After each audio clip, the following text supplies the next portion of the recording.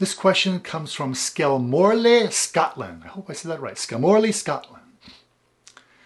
An occupational dermatology unit in a hospital in Glasgow showed that I'm allergic to HEMA and Bis-GMA, which monomers in my nail products. And they warned me to avoid all acrylates as they are closely related. And once you have an allergy to one, you can react to the others. I've switched to using nitrile gloves and using UV gels, which seems to help.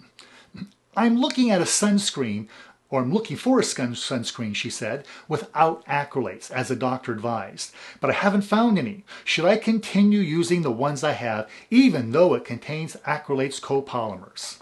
Well, I suspect you'll be fine with the sunscreen products that contain acrylates. Acrylate polymers are commonly used as thickeners in cosmetic products of all types. The doctor's advice was a little too generalized and overly broad. More likely, they meant or should have said that you should avoid acrylate monomers or oligomers, which are uncured materials. And they didn't mean the polymers, which are cured. Polymers are unlikely to cause skin allergies, while monomers and oligomers are more likely.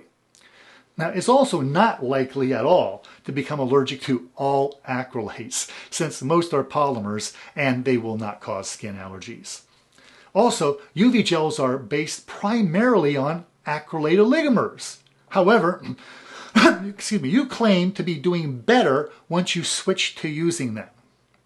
I suspect you're being more careful to avoid skin contact with your products and their dust and filings, and wearing nitrile gloves will help with that.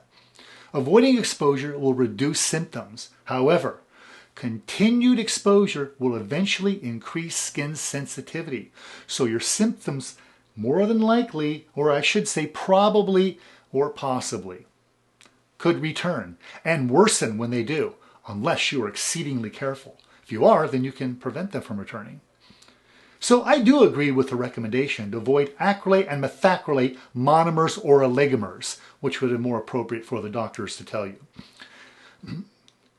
Do all that you can do to avoid dust and filings. Also, learn more about ensuring how to properly cure your UV gels and follow the best practices.